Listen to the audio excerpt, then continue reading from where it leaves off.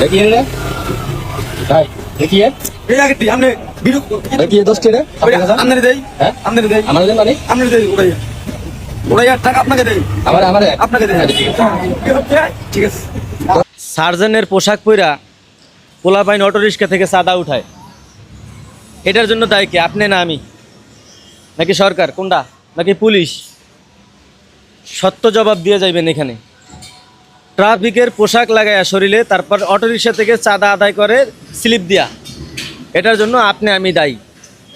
সোজা গজারি রাখবেন, প্রত্যেকটা গাড়িতে একটা করে গজারি রাখবেন সবাই, রিক্সার ড্রাইভার হোক, বাসের ড্রাইভার হোক, যে ড্রাইভার হোক। এদেশে কোনো চাঁদাবাজি চলবে না। যেই গাড়িতে লাঠি রাখবেন, চাঁদাবাজি আইব, স্লিপ ধরাই দেবো, ওই স্লিপের ভিতরে একটা বাড়ি দেবেন, আর ওর হাতের ভিতরে একটা বাড়ি দিবেন। কী কইছি বুঝছেন? তাহলে মনে করেন চাঁদাবাজি দেশ থেকে বন্ধ হইব। তা না হলে স্লিপ ধরাই দেবো, আপনি এসে টাকা দিবেন, এরকম সারা জীবন চলতে থাকবো। এই দেশ ভালো করার দায়িত্ব আপনার আমার। কোনো সরকারও পারবো না এই দেশ ভালো করতে, কোনো পুলিশও পারবো না।